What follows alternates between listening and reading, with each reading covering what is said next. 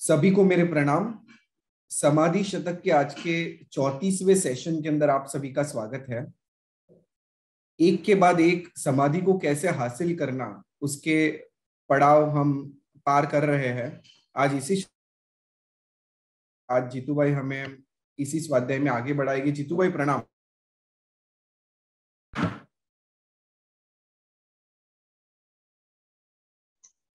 प्रणाम। नील भाई, हम आगे बढ़ते हैं, शुरू करें।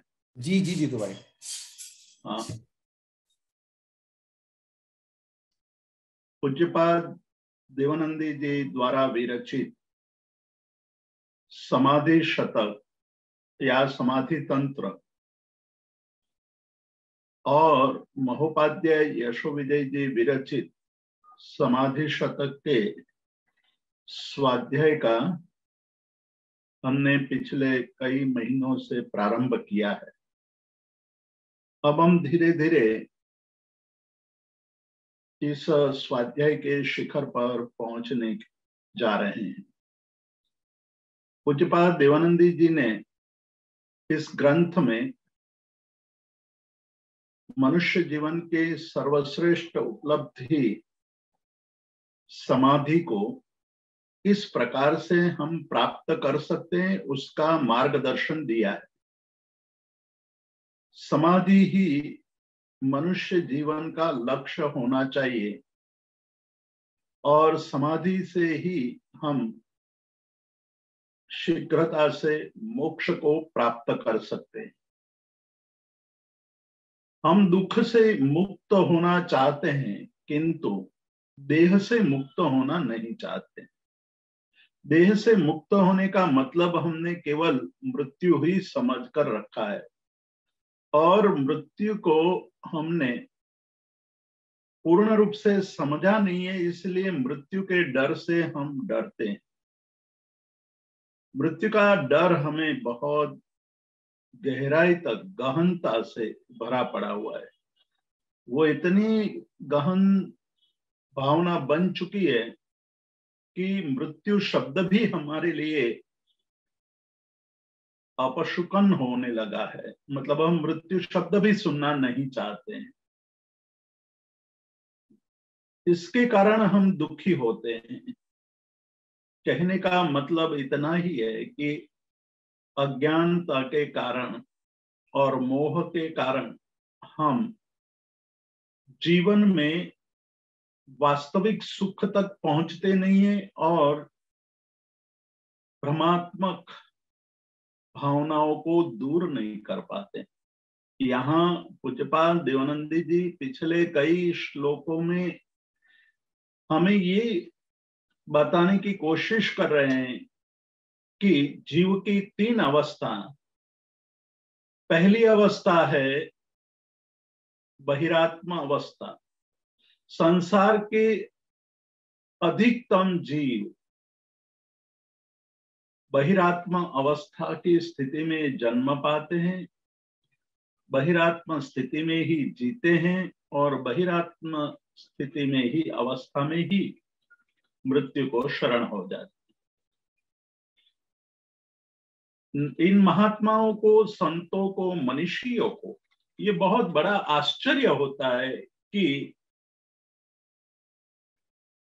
जीव को मनुष्य भव जैसा बहुत बड़ा अवसर प्राप्त होने के पश्चात भी वास्तविक बोध क्यों नहीं होता है। और जब उन्होंने ये वास्तविक बोध प्राप्त कर लिया, तब करुणा और मैत्री भाव के कारण जगत के जीवों के प्रति करुणा दर्शाते हुए ऐसे ग्रंथों की रचना की है, जो ग्रंथ हमें मार्गदर्शन देते हैं, हमें जगाने की कोशिश करते हैं। संत महात्मा तो अभी मौजूद नहीं है, लेकिन उनका अक्षर देह मौजूद है और अक्षर देह की ये ध्वनियां हमें जगाने की कोशिश कर रही है। किंतु विचित्रता ये है कि हमारी जो मोह निद्रा है, वो मोह निद्रा और मिथ्यात्व की गहन निद्रा में सोए हुए हमें ये ध्वनि कान पर सुनाई नहीं देते हैं, और इसीलिए हमें यहाँ अलग अलग ढंग से ये समझाने की कोशिश कर रहे हैं कि ये अवस्था जो मन बहिरात्मा अवस्था है, उससे मुक्त होकर के अंतरात्मा की दशा में जाने का प्रयत्न करना चाहिए। जीवन को ऐसे बनाना चाहिए जिससे हम अंतरात्मा दशा में जा सके। उसके लिए कहते हैं, जिसको संसार की आसक्ति बहुत तीव्र है, अत्यंत तीव्र है, आगे बहुत बार बता चुके हैं, हमने बहुत विस्तार से इसका चिंतन भी किया है कि हमें निष्ठापूर्वक यह चिंतन करना चाहिए कि मुझे संसार की वस्तुओं के प्रति, पदार्थों के प्रति कितना राग है। जितना अधिक राग है, उसको मृत्यु की भीति भी इतनी ही अधिक होती है, और मृत्यु के भय से अंदर ही अंदर हम दुखी होते हैं। इसलिए कहते हैं कि दृढ़म आत्मबुद्धि देहादौ उत्पश्यन् नाशम आत्मनः। देह में दृढ़ आत्मबुद्धि, मतलब देह मेरा है और मैं देह हूं, इस प्रकार की बुद्धि वाला जीव, जिसको बहिरात्मा अवस्था वाला जीव बताया गया है, वो शरीर के नाश और स्वजनों के मृत्यु के समाचार सुनकर वियोग में डरते हैं, रोते हैं, दुखी होते हैं। तो मृत्यु का भय का कारण यहाँ बताया है कि हमारे अंदर मृत्यु का भय क्यों पड़ा है। ये एक वास्तविकता है, हम मानते हैं, हम जानते भी है कि मृत्यु निश्चित है। संसार में इतने जीव है, शास्त्रीय दृष्टि से देखा जाए तो संसार के अंदर अनंत अनंत जीव है, और प्रत्येक जीव जिसका जन्म होता है उसकी मृत्यु भी होती है। ये हम सनातन सत्य होते हुए भी, और हम देखते हैं, तथापि मृत्यु को देखकर हम दुखी होते हैं। उसका कारण क्या, उसका बीज क्या, उसका मूल कारण यही बताते हैं कि जिसको देह और संसार की वस्तुओं के प्रति तीव्र राग है, आसक्ति है, उनको मरणाद वृषम विभेति, मरण से बहुत अधिक डर लगता है। संत तो यही सोचते हैं कि मृत्यु आ जाए या 100 साल बाद आए, तो भी हमारे जीवन में कोई फर्क पड़ने वाला नहीं है। जिएंगे तो प्रभु भक्ति करेंगे, स्वाध्याय करेंगे, मृत्यु होगी तो महाविद्य क्षेत्र में जाकर के परमात्मा के पास दीक्षा ग्रहण करके कर्मों का क्षय करके मोक्ष प्राप्ति करेंगे। मतलब जन्म जीवन में जितना आनंद है, उतना ही आनंद मृत्यु में भी है। इसलिए भारतीय परंपरा में मृत्यु को महोत्सव बनाने की बात कही गई है कि जीवन इस तरह से जियो कि मृत्यु भी महोत्सव बन जाए। मतलब मृत्यु को हम आमंत्रित करें, मृत्यु को हम स्वीकार करें, मृत्यु को स्वीकार करते वक्त हम दुखी न होएं, डरे नहीं। मृत्यु का इस प्रकार स्वीकार करने का मतलब कि हम अब अंदर से भय मुक्त हो गए हैं, मृत्यु के भय से मुक्त। मृत्यु का भय कहने से नष्ट नहीं होता है, सुनने से भी नष्ट नहीं होता है, पढ़ने से भी नष्ट नहीं होता है। मृत्यु के भय का शमन वस्तुओं के प्रति और देह के प्रति जो दृढ़ अनुराग है, अत्यंत तीव्र अनुराग है, वो कम करने से ही होता है। इसके लिए जैन दर्शन ने भावना का निरूपण किया है। कहा है कि प्रत्येक जीव को जो स्वाध्याय करता है, जो साधक बनने की दिशा में आगे बढ़ रहे, उनको ये चाहिए कि प्रतिदिन 12 भावनाओं का भावन करे। उसमें मुख्यत्व रूप से अनित्य, अशरण, एकत्व, ऐसी भावनाएं जो हमारे देह के प्रति और वस्तुओं के प्रति आसक्ति है, उस आसक्ति को तोड़ने में निमित्त बनती है, तोड़ती है वो। इसलिए यहाँ कहते हैं कि हमें जो डर है, वो डर का कारण हमारा मन में पड़ी हुई भ्रमणा, मन में पड़े हुए भ्रम ही है।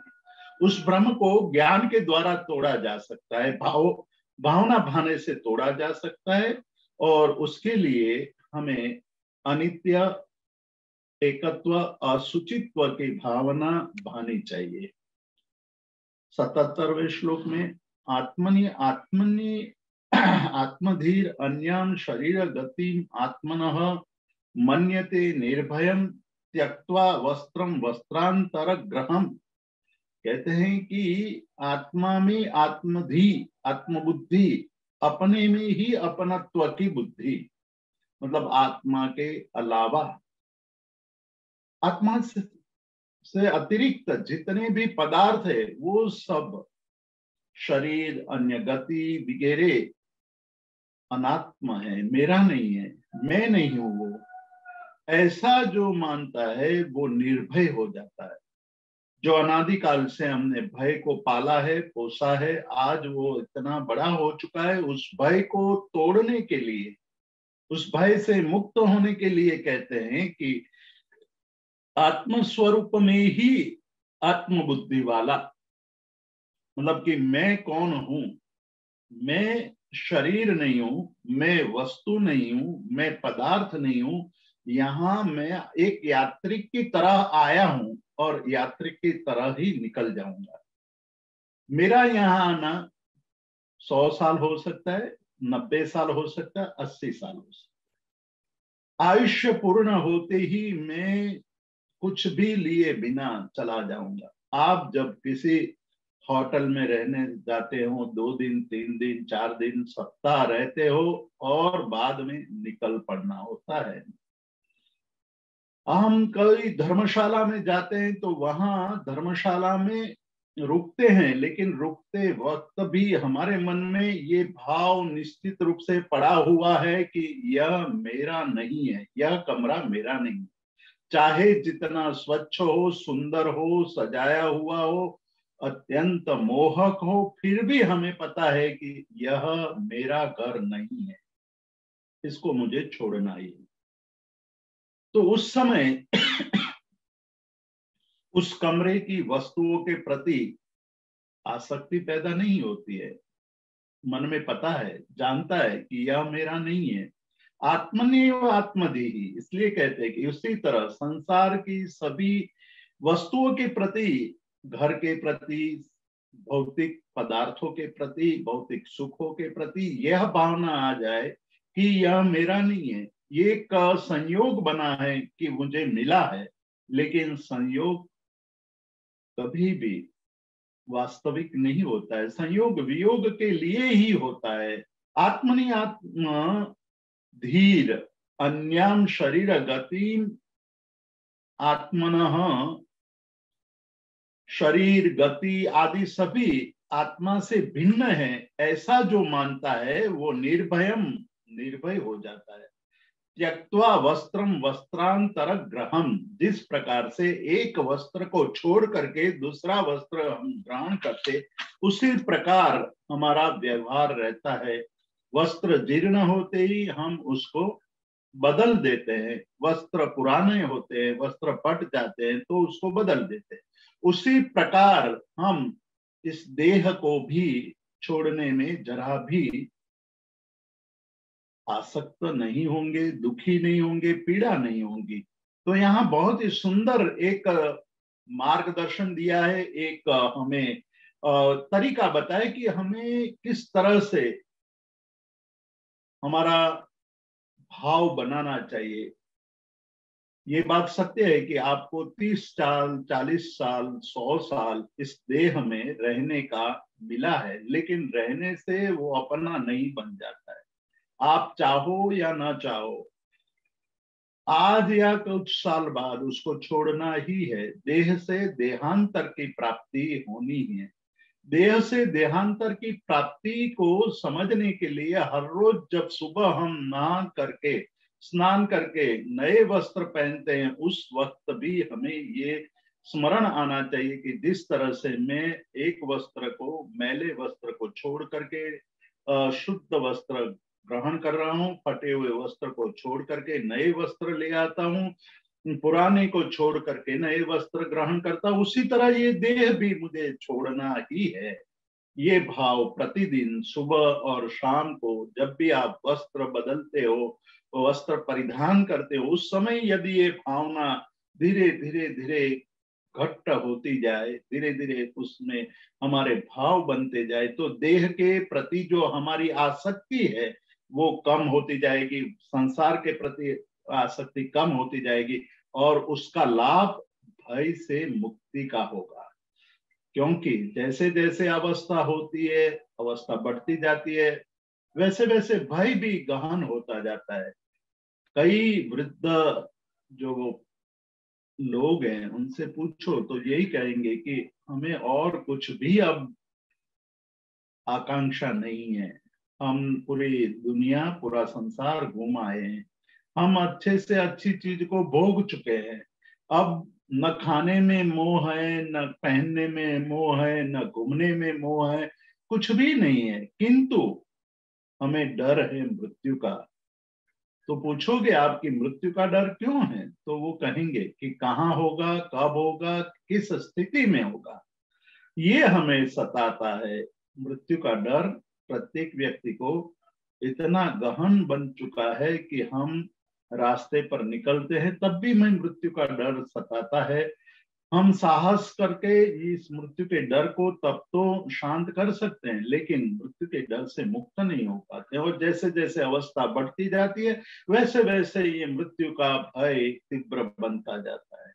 तो उससे मुक्त होने के लिए ये भाव भावना और ये अनुभूति के स्तर पर ले आना, आज हम देखेंगे कि पूज्यपाद देवानंदी जी बहुत ही महत्वपूर्ण बात करने वाले हैं कि ऐसा हम जानते हैं, ऐसा हमने देखा भी है कि मृत्यु निश्चित है, फिर भी मृत्यु का भय नष्ट क्यों नहीं होता है, मृत्यु के भय से मुक्त क्यों नहीं होते हैं।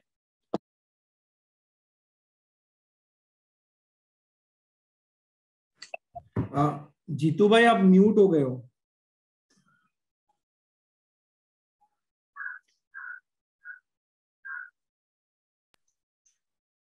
व्यवहारे सुसुप्तो यह स जागर्ति आत्मगोचरे जागर्ति व्यवहारे अस्मिन् सुसुप्तश्च आत्मगोचरे। कौन जाग सकता है अपने प्रति। अब ये बात बहुत ही गंभीर भी है, महत्वपूर्ण भी है। कहते हैं कि ये तो सुन तो लिया हमने, बहुत अच्छी तरह सुना है, बहुत बार सुना है, अनेक बार हम स्वाध्याय के वक्त स्वाध्यायकारों ने, स्वाध्याय कराने वालों ने, संतों ने, महात्माओं ने ग्रंथों में ये बात कही है कि देह से मुक्त होने का भाव रखना चाहिए, लेकिन होता क्यों नहीं है, होता नहीं है उसका यहाँ कारण दर्शाते कि व्यवहारे अस्मिन जागरति, जो व्यवहार में जागता है, स्वाध्याय में जग चुका है लेकिन व्यवहार में भी जगा हुआ है, तो स्वाध्याय खत्म होते ही वो जो व्यवहार में जागृति आ जाती है कि नहीं वहां जाना है, वहां सबसे मिलना है, वहां मिल करके सबसे बातें करनी है, हमें ऐसे फंक्शन में जाएंगे तो वहां सबसे मिलना जुलना हो जाएगा, और फिर वहां भोजन करेंगे, आनंद लेंगे। ये बात व्यवहार के जागृति की बात है। व्यवहार में जितनी जागृति होगी वो आत्म दशा में इतना ही सुसुप्त बहुत गहरी नींद में सोया रहेगा।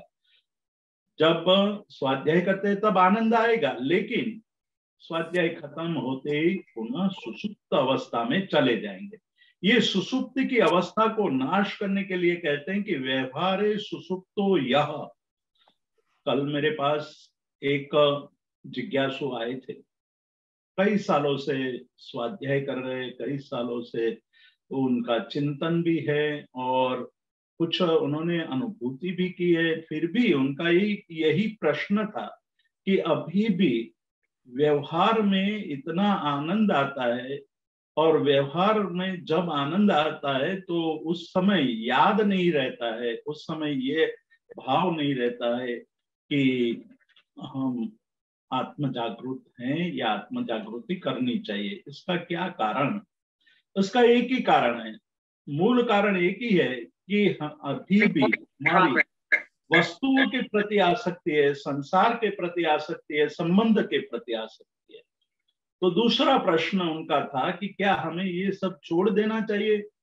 छोड़ना संभव नहीं है, क्योंकि व्यवहार में बैठे हुए हैं, व्यवहार के अंदर हमें ये सब करना पड़ता है। मतलब पत्नी के साथ जाना, पति के साथ जाना, व्यवहार में समाज के साथ रहना, ये सब करना पड़ता है। तो क्या करें, कैसे हो सकता है? बहुत ही सरल बात है कि जब आप क्या आत्म जागृत हो जाते तब व्यवहार में आप हमेशा अनासक्त होने लगते हैं, तब आसक्ति नहीं रहती है। करना पड़ रहा है इसलिए करते हैं। इसी का समाधान महोपाध्याय यशोविजय जी ने कहा है, सम्यक दर्शन की बात करते हुए कहा है कि समकित दृष्टि जीवड़ो करे कुटुंब प्रतिपाल, अंतर थी न्यारो रहे धीम धाव खिलावत बाल। कि जिनको सम्यक दृष्टि हो गई है, जिसको आत्मानुभूति हो गई है, जो आत्म दर्शन के अनुभूति से गुजरा है, वो कुटुंब त्याग नहीं देता है, कुटुंब में रहते हुए भी कुटुंब से अलिप्त रहता है। सम्यक दृष्टि जीवड़ो करे कुटुंब प्रतिपाल, मतलब कुटुंब का प्रतिपालन करता है, किंतु अंतर से न्यारा रहे। अंतर से अंतर दृष्टि खुलने के कारण उनको ये पता है कि ये मेरा कर्तव्य है इसलिए मैं कर रहा हूं, लेकिन मैं इन सब से अलिप्त हूं, पर हूं, मुझे उसमें कोई आसक्ति नहीं है।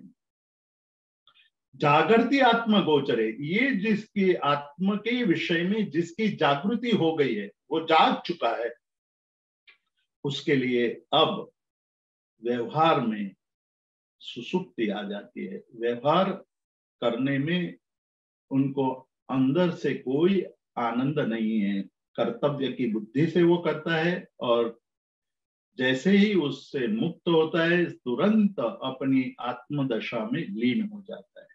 इसलिए महोपाध्याय यशोविजय जी और सिद्धर्षि गणी उपमिति भव प्रपंचा कथा में इसके लिए कहते हैं कि तप्त लोह पाद न्यासवत, उसका व्यवहार करते वक्त, यानी संसार की सांसारिक प्रवृत्ति करते वक्त तप्त लोह पाद न्यासवत उनका व्यवहार होता है कि एक बहुत बड़ी लंबी लोहे की तपाई हुई शिला पर पैर रखकर जाना पड़े तो उस समय हम आराम से जाएंगे या जल्दी जल्दी पैर रखते ही उसको उठा करके दौड़ते हुए भागेंगे? हम दौड़ते हुए भागते हैं, पैर रखा न रखा दूसरे जगह पैर रख देते हैं। हमें पता है कि ये तप्त लोह पाद न्यास, मतलब तपे हुए लोहे के पाट पर पैर रखने से जिस प्रकार से हमें पीड़ा होती है, उसी प्रकार संसार के कार्यों के करते वक्त उनके आत्म जागृति के कारण उनको यही होता है कि मैं जल्दी इससे मुक्त हूं और अपनी आत्मदशा में लीन हूं। ये दशा जब आती है तो कहते हैं कि व्यवहार सुसुप्तो, या व्यवहार में लोगों की दृष्टि से वो जागृत है, लोगों की दृष्टि से वो अत्यंत कुशल है, लेकिन आंतर दृष्टि से वो सुप्त है। अंतर्दृष्टि जागृत होने के कारण व्यवहार में वो सुस्त होता है। यही बात गीता में कही है। जागृति जो मतलब आत्मदशा में, या वहां तो स्थित प्रज्ञ का लक्षण का बताया है कि स्थित प्रज्ञ हो जाता है, जिसकी प्रज्ञा स्थिर हो चुकी है, वो मनुष्य दिन में लोगों के सामने जगता हुआ दिखाई देता है, लेकिन वो सोया हुआ है, और जब लोग सो जाते हैं तब वो जगते हैं। और आचारांग सूत्र में भी ये कहा है कि अमुनि सुप्तो सया, मुनि जागरति सया। जो अमुनि है, जो जानता नहीं है, जो अज्ञानी है, जो मूढ़ है, जो ब्रह्म से युक्त है, वो हमेशा सोया हुआ है। और मुनि है, जो जानता है, वो जो जिसकी आत्मदशा जागृत हो रही गई है, वही जगा हुआ है, वही जागृत है। हम जागृत होने का भाव पाल करके बैठे हैं, लेकिन हम जगे हुए नहीं हैं। इसीलिए प्रतिक्षण 7 कर्मों का तीव्र बंद करते आ रहे हैं, कर रहे हैं।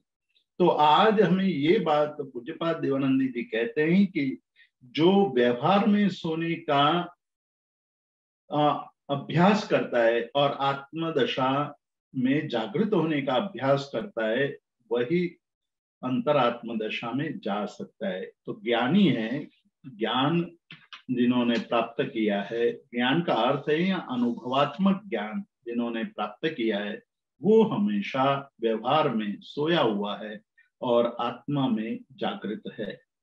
आत्मानं अनंतरे दृष्ट्वा दृष्ट्वा देहादिकं बहिः तयोः अंतर विज्ञानात् अभ्यासात् अच्युतो भवेत्।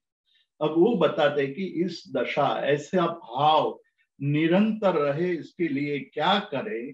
तो ये बताते हैं पूज्यपाद देवानंद जी कहते हैं कि अंतरंग आत्मा में, अंतरंग में मतलब अपनी आत्मा में, आत्मा के वास्तविक स्वरूप को देखने का जिसको भाव है, और जिन्होंने अभ्यास किया है, अभ्यास करके जिन्होंने ये दशा प्राप्त कर ली है, अंतरे आत्मनम दृष्ट्वा, अंतर आत्मा में, अंतरम अंतर में, अंदर में जब हम आत्मा का दर्शन कर लेते हैं, तो बही देहादिकम मतलब देहादिक में, बाह्य देहादिक में उसको बहिर्भाव को देख करके, मतलब दोनों भिन्न है, आत्मा भिन्न है, देह भिन्न है, ये भिन्नता का हमें अनुभव होने लगता है।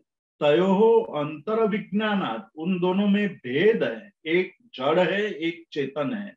चेतन को हमने अनुभव के स्तर पर ला करके उसका अनुभव कर लिया है, और इसके कारण हमें बाहर के पदार्थों, देह आदि को हम बहिर्बाह्य मानते हैं। अभ्यासाद, इस प्रकार के अभ्यास के कारण, यहाँ बात बार बार कह रहे हैं, बार बार ये बात कह रहे हैं कि अभ्यास करो, रोज अभ्यास करो, प्रत्येक निमित्त को पा करके अभ्यास करो। जब आप दर्पण के सामने, आईने के सामने खड़े हैं, मिरर के सामने खड़े हैं, तो मिरर में अपने शरीर को देखने की बजाय शरीर के अंदर रहे हुए आत्म तत्व को देखने की कोशिश कीजिए। जब खा रहे हैं तो ये समझिए कि मैं देह का भाड़ा चुका रहा हूं, मैं न खाता हूं न पीता हूं, मैं न उसका स्वाद अनुभव करता हूं। शरीर को ही पोषण करने के लिए, मतलब पुद्गल को पुद्गल से पुष्ट कर रहा हूं, आत्मा को उनसे कोई लेना देना नहीं है।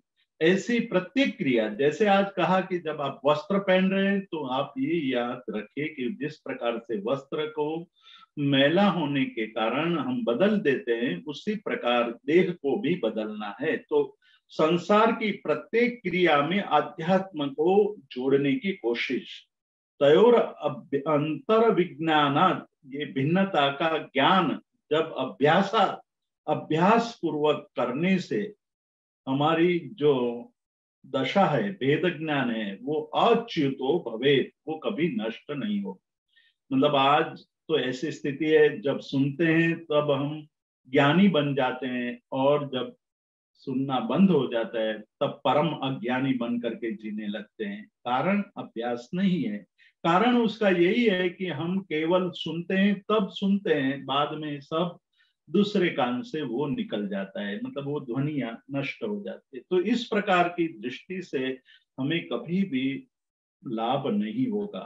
पूर्वम दृष्ट आत्मतत्वस्य विभाति उन्मत्तवत् जगत।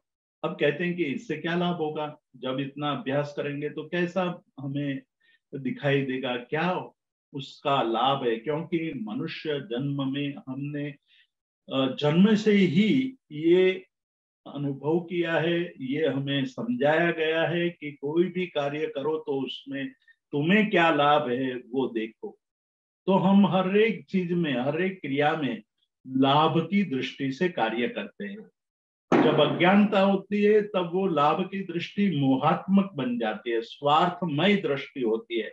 इसलिए हम हर एक चीज में देखते हैं कि मुझे क्या मिलेगा, मैं क्या प्राप्त कर पाऊंगा, और जिसमें मुझे लाभ नहीं है वो क्रिया चाहे कितनी भी बड़ी हो या छोटी हो मुझे नहीं करनी चाहिए। इस प्रकार का स्वार्थ का अभ्यास पड़ा है, इसलिए हमें ये भाव होता है कि हम इस प्रकार का अभ्यास करेंगे तो हमें क्या लाभ होगा।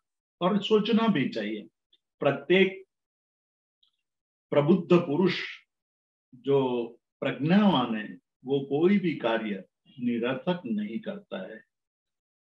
कोई ऐसा कहे कि कौवे के दांत गिनने से आपको ये पता चलेगा कि कौवे के दांत कैसे हैं, सफेद हैं या नहीं है, उनके 32 दांत हैं या नहीं है, उनके दांत नुकीले हैं या नहीं है, तीक्ष्ण हैं या नहीं है, तो आप तुरंत पूछोगे कि भाई कौवे के दांत गिनने से हमें क्या लाभ। वो कैसे भी हो, अच्छे हो या बुरे हो, उससे कोई लाभ नहीं है। तो जो निरर्थक क्रिया है वो नहीं करते हैं हम। प्रज्ञावान पुरुष हमेशा सार्थक क्रिया करता है। तो यहाँ भी हम जब आत्मज्ञान की बात करते हैं, आत्मदशा की बात करते हैं, उसके लिए उसके मन में भी ये बात आती है कि आत्मदर्शन करने से, आत्मानुभूति करने से, आत्म तत्व को अनुभूति के स्तर पर लाने से हमें क्या लाभ होगा। तो कहते कि पूर्वम दृष्ट आत्म तत्वस्य विभाति उन्मत्तवत् जगत। जिन्होंने आत्म तत्व को जान लिया है, आत्मानुभूति कर ली है, उनके लिए ये जगत पूरा उन्मत्तवत् मतलब नशे में डूबा हुआ दिखाई देगा। आप कभी कोई शराब खाने में जाओ, जहां लोग शराब पी करके नशे में धुत होते हैं, उस दशा में देखिए, आप हमें आश्चर्य होगा कि मधुशाला में, मतलब कि शराब खाने में लोग शराब पी करके किस तरह नशे में पड़े हैं। और हमें ये आश्चर्य भी होता है कि इतना धनवान, इतने पैसे वाला, इतना शक्तिशाली समर्थ व्यक्ति नशे में किस प्रकार से व्यवहार कर रहा है। या दूसरी बात मैं कहूँ कि आप चले जाओ कहीं कोई ऐसी जगह पर जहां लोग कैसीनो में खेल रहे हैं, या आप लास वेगास जाओ और वहां अलग अलग जगह पर देखो तो लोग इतने नशे में धुत दिखाई देते हैं, पैसे की अपेक्षा से, रूप को पाने की अपेक्षा से, भोग की अपेक्षा से, वस्तुओं को देखने की अपेक्षा से, वो वहां लोग इतने नशे में डूबे हुए दिखाई देते हैं। तो हमें आश्चर्य होता है कि कैसे है लोग एक तरफ धन कमाने की कोशिश करते हैं और फिर यहाँ आकर के धन उड़ाते हैं, धन नष्ट करते हैं। तो हमें वहां कोई भी आसक्ति नहीं होती है। जो लोग नहीं जानते हैं वो लोग आसक्त हो जाते हैं। जो वास्तविक सुख को नहीं जानते हैं वो नशे में धुत होकर के नशे में सुख को पाने की कोशिश करते हैं। जो दुख को सह नहीं पाते, दुख वास्तविक नहीं है ये समझ नहीं पाते हैं, वो शराब पी करके अपने दुख को भूलने की कोशिश करते हैं। लेकिन आपने देखा होगा कि शराब पीने से क्षण दो क्षण के लिए, घंटे दो घंटे के लिए, 10 घंटे के लिए आपको परिस्थिति के मुक्त होने का एहसास हो सकता है। आप मुक्त है ऐसा आपको अनुभव होता है, लेकिन परिस्थिति बदलती नहीं है, परिस्थिति का अंत नहीं आ जाता है। केवल कुछ समय तक, जब तक नशा चढ़ा हुआ है तब तक आपको आनंद आता है। जैसे ही नशा उतरता है तुरंत आप दुखी होने लगते हैं। तो ये नशे की तरह ये पूरी सृष्टि दिखाई देगी। संसार के प्रत्येक व्यक्ति आपको नशे में धुत दिखाई देगा। केवल जिनको आत्मदर्शन हुआ है वही सुखी और आनंदित दिखाई देगा। स्वभ्यस्त आत्मदीय पश्चात काष्ठ पाषाण रूपवत।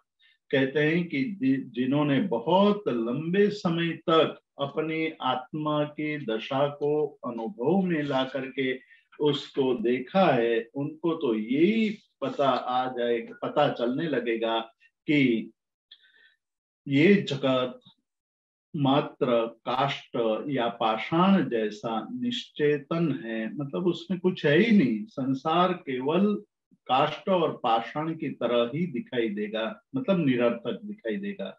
मैं रूप को देखकर उसको पकड़ने की कोशिश करता हूँ, स्वाद को पा करके उस वस्तु को भोगने की कोशिश करता हूँ, सुन करके उस शब्द को बार बार सुनने की कोशिश करता हूँ, वो सब काष्ठवत या पाषाण जैसा है, जिसको पा करके कोई सुख नहीं होना है। केवल हमें उसके उस बोध को समझना है। अब कहते हैं जो बहुत महत्वपूर्ण बात है वो बताते हैं कि शृण्वन् अपि अन्यतः, दूसरों के द्वारा सुनने के बाद। आज हम जब ये सुन रहे हैं पूज्यपाद देवानंदी जी की अनुभूति की बात, हम उनके द्वारा रचे गए श्लोक के द्वारा सुन रहे हैं, हमें अच्छा भी लग रहा है, हमें ये भी हो रहा है कि नहीं ये बात तो सही है, उसमें कुछ तथ्य तो है। इसीलिए तो आज 1500 साल के बाद भी हमें ये बात अच्छी लग रही है। यदि उसमें कोई तथ्य नहीं होता तो ये ग्रंथ 1500 साल बाद फीका लगने लगता, बेकार लगने लगता और निरर्थक लगने लगता। लेकिन ये कहते हैं कि ये आज भी हमें अच्छा लग रहा है, उसका मतलब उनकी बातों में कहीं ना कहीं तथ्य है, कहीं ना कहीं सत्य पड़ा हुआ है। उस सत्य को सुन करके, अब कहते हैं कि सुन करके क्या लाभ होगा। शृण्वन् अपि अन्यतः कामम वदन् अपि क्लेशवत्। कहते हैं कि शृण्वन् अपि अन्यतः, अन्य के द्वारा सुन करके हमें ऐसा होता है कि हमें जानना चाहिए, या किसी को बोलते हुए सुन करके हमें लगता है कि हमें ऐसा करना चाहिए। और कहते हैं कि आप जब पढ़ते हो तब भी ऐसा लगता है कि हमें ये करना चाहिए। लेकिन कहते हैं कि न आत्मनम भावेत भिन्नम यावत तावन न मोक्ष भाग। कहते हैं कि जब तक आप भावना भाओगे नहीं, आपने किसी की बात सुन भी ली, किसी की बात को आपने पढ़ भी ली, आपको वो अच्छी भी लगी, लेकिन जब तक आप भावना नहीं भाओगे, जब तक आप उसको अपने मन के अंदर चिंतन करने के पश्चात उसकी अनुभूति की दिशा में आगे नहीं बढ़ोगे, तब तक आपको कोई लाभ होने वाला नहीं है। सुनने से आपके ज्ञान की वृद्धि होगी, लेकिन ज्ञान तभी लाभदायक होगा जब आप उसको जीवन में अनुभूति के स्तर पर लाने की कोशिश करेंगे। इसलिए ये महत्वपूर्ण बात यहाँ कह रहे हैं कि आत्मा के स्वरूप को आपने दूसरे लोगों से जान लिया, सुन लिया, उनके मुख से या अपने मुख से दूसरे को बोल भी दिया। मैं बोल भी दूं, मैं अच्छी तरह एक वक्ता होने के नाते मैं अच्छी तरह आत्मा और देह के स्वरूप की भिन्नता को मैं बता भी दूं। मुझे यहाँ एक बात याद आ रही है। एक विदेशी विद्वान, जैन धर्म के बहुत बड़े विद्वान हैं, विदेशी हैं, और कई सालों तक उन्होंने जैन धर्म के ऊपर बहुत संशोधन करके किताबें भी लिखी है। उनको कनाडा में टोरंटो यूनिवर्सिटी में जैन धर्म के लिए एक विशेष व्याख्यान देने का आमंत्रण मिला। वो गए वहां, बहुत अच्छी तरह व्याख्यान भी दिया, और व्याख्यान देने के बाद उन्होंने कहा कि जो होस्ट थे उनको कहा कि भाई यहाँ अगल बगल में कोई वाइन की दुकान हो, बियर की दुकान हो, तो वहां मुझे ले चलो, मैं थक गया हूँ, मैं थोड़ा रिलैक्स होना चाहता हूँ। तो उसको आश्चर्य हुआ, एक तरफ त्याग और वैराग्य की बात करने वाले जब विद्वान वक्तृत्व दे रहे थे, व्याख्यान दे रहे थे, तब वितराग की बात कर रहे थे। और जैसे ही व्याख्यान खत्म हुआ, कहा कि मुझे इस प्रकार के कोई दुकान में ले चलो, जहां जाकर के मैं थोड़ा रिलैक्स होना चाहता हूँ, मुक्त होना चाहता हूँ, आनंद लेना चाहता हूँ। तो ये कहाँ की कैसी बात हुई। वैसी ही दशा हमारी भी है। वहां हम शराब खाने में नहीं जाते, मधुशाला की तरफ नहीं जाते, लेकिन हमारे लिए भोजन, मूवी देखना, अन्य अन्य कार्य करना, वो उतना ही ये है कि हम जानते हुए भी हमारे वो बात खत्म होते ही हम तुरंत भागते हैं भौतिकता की तरफ, तुरंत भागते हैं हम पर की तरफ। तो वो उससे कोई लाभ नहीं होगा। इसलिए कहते हैं कि न आत्मनम भावयेत भिन्नम। जब आप शरीर को आत्मा से भिन्न होने की भावना को भाते नहीं, जब तक उसको बहुत बार भावना भा करके गाढ़ नहीं बनाते हो, उसको तीव्र नहीं बनाते हो, तब तक आपको मुक्ति का अनुभव नहीं हो पाएगा। मतलब बड़ी बड़ी बातें करने से मुक्ति नहीं मिल जाती है, बड़ी बड़ी बातें सुनने से मुक्ति नहीं मिल जाती है। सुन करके उसको भाना पड़ेगा, उसकी भावना भानी पड़ेगी। और जब भावना भाएंगे तभी हमारी जो अंतरदशा है धीरे धीरे वो गहन बनती जाएगी, हम मुक्त होते जाएंगे। अब आगे जाकर के कहते कि तथैव भावये देहाद व्यावृत्ति आत्मानम आत्मनि। इसीलिए हमें आत्मा में आत्मा की दशा का अनुभव करना चाहिए। उसके लिए पहला द्वार है कि देह से भिन्न है, उसकी अनुभूति करना। इसीलिए उसका जो अभ्यास है वो कायोत्सर्ग है कि प्रत्येक कायोत्सर्ग में जैन दर्शन की ये सर्वोत्तम विधि है कि जब हम काया का उत्सर्ग कर देते, काया का व्युत्सर्ग कर देते, उत्सर्जन करते मतलब त्याग करते। क्षण दो क्षण की क्रिया है। जब आप एक नौकार का काउसक करते हैं, चार नौकार का काउसक करते हैं, लोगस का काउसक करते हैं, तो हमें आश्चर्य होता है कि उससे क्या लाभ होगा। शास्त्रकार कहते हैं कि एक बहुत बड़ा लाभ होता है। ज्ञानी पुरुष बताते कि बहुत बड़ा लाभ होता है।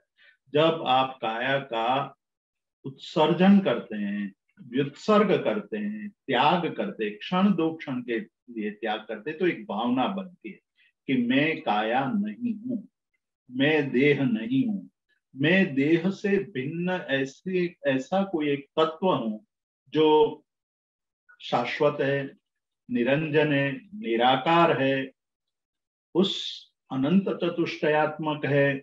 मतलब अनंत ज्ञान है, अनंत दर्शन है, अनंत सुख है, अनंत शक्ति उसमें पड़ी हुई है, जिसको मैंने आज तक अनुभूति के स्तर पर लाया नहीं गया हूँ, लाने में मैं असमर्थ रहा हूं। तो मैं ये कोशिश कर रहा हूं कि मैं उस तत्व को जानने की कोशिश, वही कायोत्सर्ग के द्वारा होती है। तो कायोत्सर्ग प्रतीक दिन बहुत बार बार करना चाहिए। उससे तथैव भावये देहाद व्यावृत्ति आत्मनम आत्मनि। देह से आत्मा की व्यावृत्ति होगी और आत्मा की आत्मा में स्थिति होगी, देह छूट जाएगा। यथा न पुनर् आत्मनम देहे स्वप्ने भी योजयेत।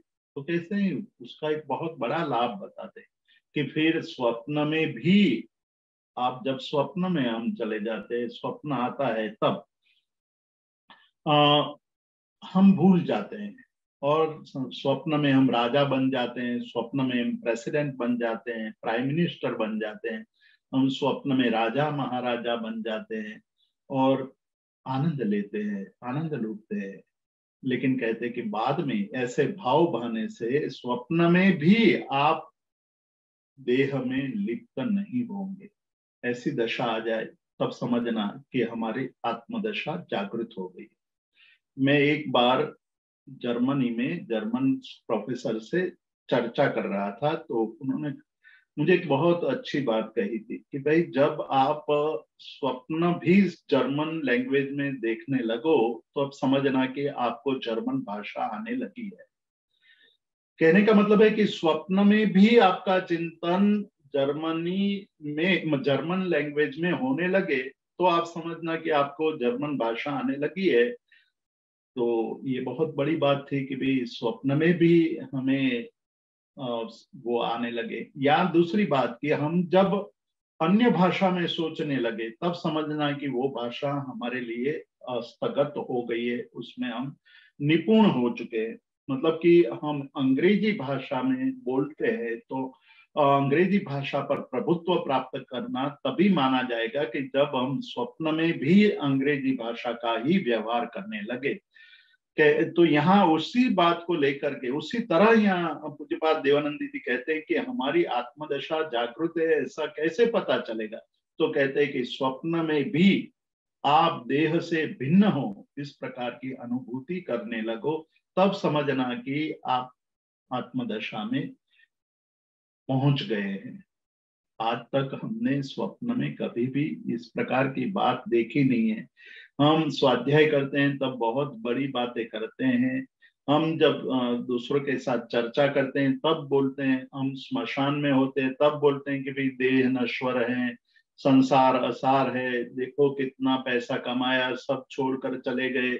आप चौथे में जाते हो या जिसको गुजराती में बैसना कहते हैं या श्रद्धांजलि सभा में जाते हो तब लोगों उस व्यक्ति के गुणों को गाते हैं और साथ में ये भी कहते हैं कि सब कुछ नश्वर है और सब कुछ छोड़कर चले गए। लेकिन जब भी उस बाहर निकलते हो स्मशान से या उस श्रद्धांजलि सभा से या चौथे से, बस ये देखते हैं कि इन लोगों ने खाने का प्रबंध किया है कि नहीं, भोजन की व्यवस्था है कि नहीं। और जैसे ही भोजन करने लगते हो सारा जो भाव था वो पिघल जाता है। जिस तरह गर्मी के दिनों में बर्फ पिघलता है उसी तरह हमारी भावनाएं पिघल जाती है। तो यहाँ कहते हैं कि जब स्वप्न में भी ये आपकी भावना आत्मा देह से भिन्न है ऐसी अनुभूति आ जाए तब वो भाव आपका आत्म जागृति का स्थिर हो गया है ऐसा समझना चाहिए। और वैसा भाव लाने के लिए जागृत अवस्था में देह से भिन्न है इस प्रकार का भाव, और उस प्रकार का भाव जागृत करने के लिए प्रतिदिन प्रति समय अवसर मिले तब काय उत्सर्ग करना चाहिए, काया का उत्सर्ग करना चाहिए। और वो काय उत्सर्ग समझने के लिए हमें काया का उत्सर्ग कैसे किया जाए उसका अभ्यास करना चाहिए। उसके अभ्यास के लिए जो प्रतिज्ञा सूत्र की जो गाथा है उस गाथा को बराबर सोचना चाहिए कि ताव कायम ठाणेनम मोणेनम जानेनम अप्पाणम वो सिरामी, मैं मेरे काया को छोड़ दे रहा हूँ एक स्थान में स्थिर बैठ करके, वाणी को मौन करके और मन को ध्यान में लीन करके। इस प्रकार की भावना भाने से ही बहुत बड़ा लाभ आज नहीं दिखाई देगा, पहले दिन नहीं दिखाई देगा, 2-3 महीने में भी नहीं दिखाई देगा, कुछ समय के बाद 4-6 महीने के बाद आपको उसका लाभ निश्चित रूप से दिखाई देता है। इसलिए आगे चलकर कहते हैं कि अपुण्यम अव्रते ही पुण्यम व्रतेर मोक्षस्तयोर व्यायः। कहते हैं कि हम ये बात मानते हैं, ये बात जानते हैं कि हिंसादि 5 अव्रतों से पाप होता है और अहिंसा आदि 5 व्रतों से पुण्य का बंध होता है। मतलब अव्रत से पाप का बंध और व्रतों से पुण्य का बंध। किंतु पुण्य और पाप दोनों का नाश तो मोक्ष से ही होता है। मतलब जहां तक पुण्य और पाप या पुण्य या पाप पड़े हुए हैं तब तक मुक्ति नहीं होती है। मुक्ति पाने के लिए तो हमें चाहिए दोनों को छोड़ना है और मोक्ष में दोनों का अंत आ जाता है। और उसीलिए कह रहे हैं जब आप धीरे धीरे धीरे जब साधना में आगे बढ़ते जाएंगे, निरंतरता रहेगी, वैराग्य भाव होगा, तो वैराग्य भाव और साधना की अभ्यास की निरंतरता से एक ऐसी दशा आएगी कि आपको अव्रत की तरह व्रत को भी छोड़ने का भाव पैदा हो जाएगा। मतलब केवल आत्मदशा में ही लीन होने की भावना तीव्र बन जाएगी। हिंसादि जो 5 अव्रत है उसको छोड़ करके और अहिंसादि जो 5 व्रत है उसमें निष्ठावान रहना, मतलब उसमें निरंतरता रखना, उसमें दृढ़ता पूर्वक पालन करना। ये बात इसलिए बता रहे हैं, ये जो 84वां श्लोक है, 84 नंबर का श्लोक है, उसमें पूज्यपाद देवानंदी जी आगे तो ये बता दिया कि जिनको मोक्ष प्राप्त करना है उनको व्रत और अव्रत दोनों छोड़ देना है, उनकी आवश्यकता नहीं है। व्रत भी छूट जाएगा, अव्रत भी छूट जाएगा, अव्रत पहले छूटेगा, व्रत भी छूट जाएगा मोक्ष में, मोक्ष की दशा में। तो हमारे लिए तो ये बहुत अच्छी बात है कि भाई मैं अव्रत तो नहीं करता हूँ और व्रत की आवश्यकता नहीं है, मुक्ति में दोनों बात बनती है, तो अभी से मैं ये वही उसी तरह जी रहा हूँ।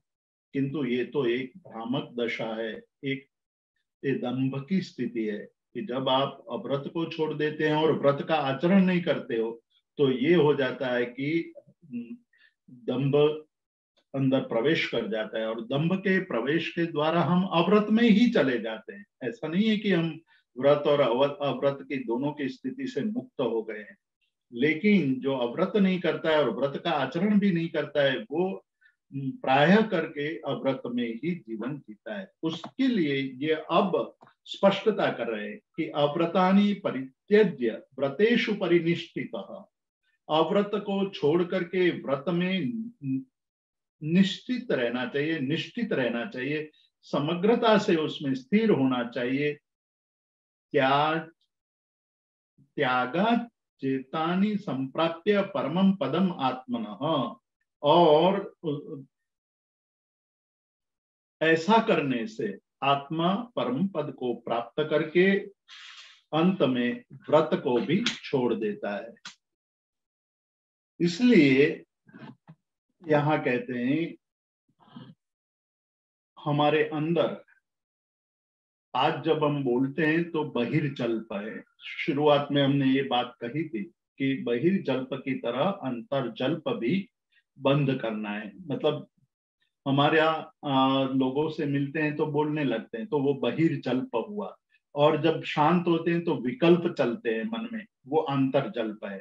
तो अंतर्जल्प को भी छोड़ करके विकल्प जाल को नष्ट करके हमारे आत्मा को आत्मा में ही स्थिर करने की बात, मूलम दुखस्य तन्ना से शिष्टम इष्टम परमम पदम, मतलब बहिर्जल्प की तरह अंतर्जल्प को भी हम शांत कर देंगे तो हम दुख का नाश करके परम पद को प्राप्त कर पाएंगे। तो ये जो ध्यान की दशा है, इस प्रकार की भावना की दशा है, उस भावना की दशा से हम अंतर्जल्प को भी शांत करके विकल्प की जो जाल हमने बुनी है हमारे मन के अंदर, जिस तरह मकड़ी जाल बुनती है उसी तरह हमने विकल्पों की जाल बुनी हुई है, उसको नष्ट करना है, उसका छेद करना है। वो भावना के द्वारा होता है, ध्यान के द्वारा होता है। आत्मा और देह भिन्न है इस तरह की अनुभूति से होता है। तो इस प्रकार की भावना से हम लोग परम पद को प्राप्त कर सकते हैं। तो परम पद प्राप्त करने की सरलतम विधि यहाँ बताइए, भावना से, अनुभूति से, आगे बढ़ने से, अभ्यास करने से, वैराग्य भाव पूर्वक अभ्यास करने से ये दशा प्राप्त हो सकती है। आज इतना ही, आगे नेक्स्ट स्वाध्याय में हम देखेंगे। जी जी जीतू भाई, thank you so much for such a wonderful स्वाध्याय। किसी को कोई प्रश्न है तो आप हैंड रेज कर सकते हैं, आप जीतू भाई को डायरेक्टली पूछ सकते हैं।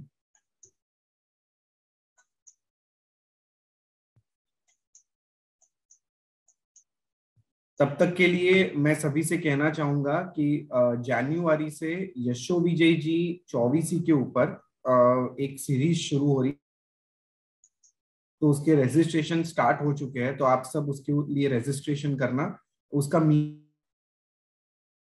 उसको कैसे कौन से राग में गाना है वो भी सिखाया जाएगा। तो आप सभी को रजिस्टर करने के लिए निवेदन।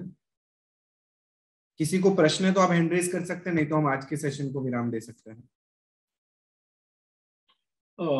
एक बात नील भाई कि जी जी ये श्रुत रत्नाकर के द्वारा कायोत्सर्ग ध्यान के पर एक शिविर चल रही है और वो सप्ताह में 2 बार मंगल और गुरु को होती है।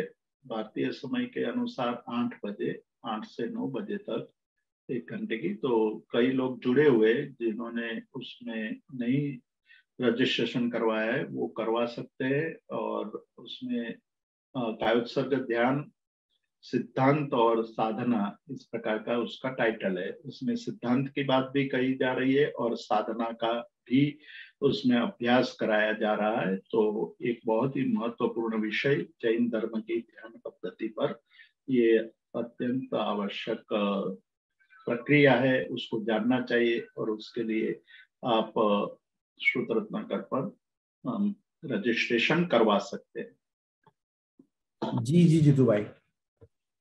जीतू भाई, आज कोई ऐसे प्रश्न नहीं है तो हम आज के सेशन को विराम दे सकते हाँ हैं। हाँ नील भाई, 1 मिनट, हाँ ये बात अभी हमें कहनी चाहिए कि अब 2 स्वाध्याय में हमारा ये ग्रंथ पूर्ण हो जाएगा और बाद में हम लोग नया ग्रंथ लेंगे कोई।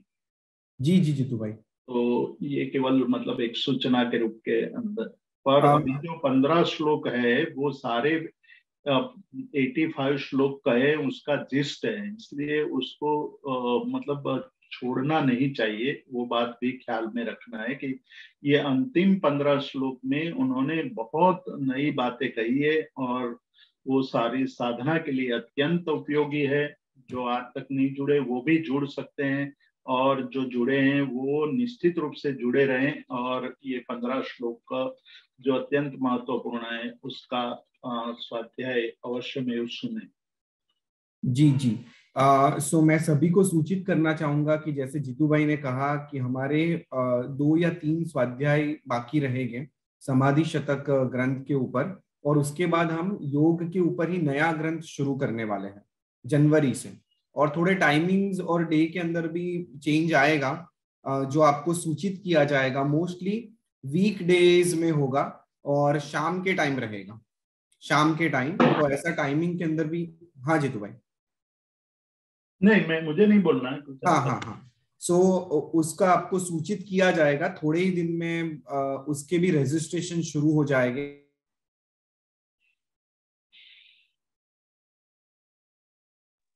तो नील वो लोग भाई, बहुत there he. is network issue from your side. हाँ जीतू भाई। नहीं, किसी को कुछ पूछना है? मैं कि कोई पूछ ले। There was a network issue from your side, नील भाई, ऐसा मैं बोल रहा था। ओके ओके, नहीं नहीं नहीं, पूछना नहीं है जीतू भाई। ठीक है। Okay yes okay. यस। ठीक है। हम आज के सेशन को विराम दे सकते हैं जीतू भाई। Thank you so much. सभी को प्रणाम। जगत के सभी जीवों का कल्याण हो, जगत के सभी जीवों का मंगल हो, जगत के सभी जीव हमारे मित्र तक प्रार्थना। अणु परमाणु शिव बनी जाओ, अखा विश्व नु मंगल थाओ, सर्वे जीवो मोक्षे जाओ। खामे मी सव्व जीवे, सव्वे जीवा खमंतु में, मित्ति में सव्व भुवेसु, वैरम मज्जन केणई, पाप ना कोई आचरो, राग द्वेष थी मुक्त बनी ने, समता सहु समाचरो। तो भाई, थैंक यू। या थैंक यू थैंक यू।